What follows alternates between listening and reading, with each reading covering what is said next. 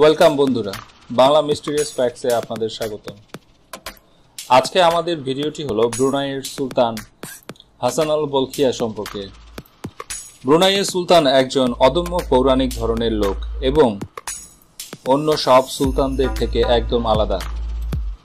বর্তমানে অবস্থিত সব সুলতানদের তুলনায় ব্রুনাইয়ের সুলতান কিভাবে আলাদা, আসুন আজ এই বিষয়ে আমরা জানব।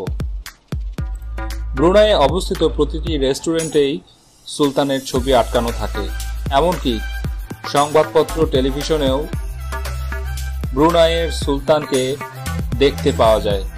ইভেন ব্রুনাইয়ের জাতীয় টেলিভিশনে নির্দিষ্ট সময় পর পর ব্রুনাইয়ের সুলতানের ভিডিও দেওয়া হয়ে থাকে, কিন্তু জনসমুখে খুব কমই দেখতে পাওয়া গেছে এই সুলতানকে।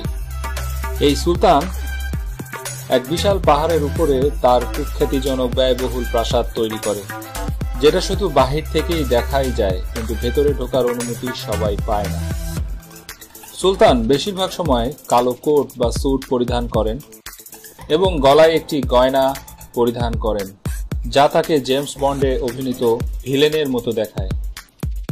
সুলতানের মোট সম্পত্তির পরিমাণ $40 লক্ষ মিলিয়ন। ব্রুনাইয়ের ভাষা হলো মালয়। সুলতানের সম্পূর্ণ মালয় নামটির 75 অক্ষরের। এটি এতই বড় যে এটি টুইটারে টুইট করার জন্য টাইপ করা সম্ভব হয় না। আসলে সত্যি কথা বলতে সুলতানের নামটি এতই বড় যে কারোর পক্ষেই এক নিঃশ্বাসে সুলতানের পুরো নামটি বলা সম্ভব নয়। সুলতানের পুরো নামটি হলো কাব্বাহ দুলি ইয়াং মহা মুলিয়া পারুকা শেরি বাগদাদ সুলতান হাজি হাসান আল বলকিয়া মুয়াজ্জাদিন ওয়াদলাহ ইবন আল মরহুম সুলতান হাজি ওমর আলী সাইফুদ্দিন সাউদুল খাইবি ওয়াদ্দিন সুলতান ও ইয়াং ডি পার্তুজান নেগ্রাহ ব্রুনাই দারুসালাম। সুলতানের প্রাসাদের নাম ইস্তানানা নুরুল ইমাম। এর ভিতরে রয়েছে 257টি বাথরুম। সুলতান তার স্কুল জীবন থেকেই পোলো খেলতেন এবং অবসর সময়ে এখনো সুলতান পোলো খেলেন। তিনি পোলো খেলার এতটাই প্রেমিক যে তিনি 200টি টাওয়ারের মালিকানা অর্জন করেন এবং তার বিরুদ্ধে খেলার জন্য আর্জেন্টিনাকে আমন্ত্রণ করেন এবং সেখান থেকেও বিপুল অর্থ এবং ডলার আয় করেন। এই টাওয়ারগুলি বসবাসের জন্য ব্যাপক আরামদায়ক এবং সম্পূর্ণটাই এয়ার কন্ডিশন ব্যবস্থার দ্বারা আচ্ছাদিত থাকে। সুলতান তার প্রথম স্ত্রীকে 1967 সালে বিয়ে করেন। এরপরে আরও 2 জনকে দ্বিতীয় স্ত্রী হিসেবে বিবাহ করেন, যাদের মধ্যে একজন সাবেক রয়্যাল ব্রুনাই এয়ারলাইন্সের স্টুয়ার্ড ছিলেন এবং অন্যজন ছিলেন বিশিষ্ট টিভির নিউজ অ্যাঙ্কার। তিনি সুলতানের বয়সের থেকে 33 বছরের ছোট ছিলেন। পরে অবশ্য 2 জনকেই তিনি তালাক প্রদান করেন। যেহেতু তালাক প্রদান করেন, সেহেতু সকল প্রকার রাজকীয় খেতাব তাদের কাছ থেকে তুলে নেওয়া হয়। সর্বসাকুল্যে তার 5টি পুত্র সন্তান, 7টি কন্যা সন্তান এবং 11টি নাতি নাতনি রয়েছে। আবাসিক প্রাসাদ হিসেবে সুলতানের প্রাসাদটি ইস্তানানা নুরুল ইমান গিনেজ বুক অফ ওয়ার্ল্ড রেকর্ডেও তার নাম আছে। এর কারণ এই প্রাসাদটি তৈরি করতে মোট ব্যয় হয় $1.4 বিলিয়ন।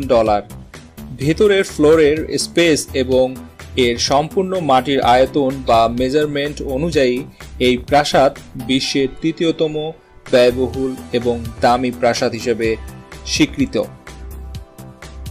তার ছোট ভাই সুলতান জাফরিকে তিনি বেশ পছন্দ করেন। তিনি একজন নটোরিয়াস কুখ্যাত প্লেবয়। তিনি এই পৃথিবীতে এমন একজন ব্যক্তি যিনি প্রাসাদের সিংহভাগ অর্থ ব্যয় করেন।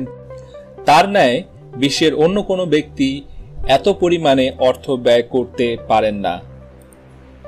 ব্রুনাইয়ের এই সুলতান তার 50তম জন্মদিন উপলক্ষে একটি স্টেডিয়াম নির্মাণ করেন এবং সেই স্টেডিয়ামে পারফরমেন্স করার জন্য মাইকেল জ্যাকসনকে $18 মিলিয়ন অর্থ পে করেন।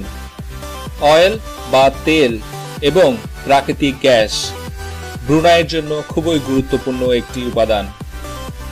এটাই হলো ব্রুনাইয়ের একটি কারণ যার কারণে ব্রুনাই এত সমৃদ্ধশালী রাষ্ট্র হিসেবে প্রতিষ্ঠিত। এর ফলে ব্রুনাইয়ের সুলতান এই বিপুল পরিমাণ অর্থ উপার্জন করতে সক্ষম হয়েছেন। ব্রুনাইতে তাদের এই তেল উত্তোলনকে কেন্দ্র করে এখানে জাদুঘর রয়েছে, সেখানে দেশের তেল এর পুরো ইতিহাসটি সংরক্ষণ করে রাখা আছে। তো বন্ধুরা, এই ছিল আজকের আয়োজন। ভিডিওটি যদি আপনাদের ভালো লেগে থাকে অবশ্যই লাইক দিবেন, বন্ধুদের নিকট বেশি করে শেয়ার করবেন এবং অবশ্যই এখন পর্যন্ত যারা আমাদের চ্যানেলটি সাবস্ক্রাইব করেননি তারা অবশ্যই সাবস্ক্রাইব করে দিবেন। ভালো থাকবেন, আবার দেখা হবে।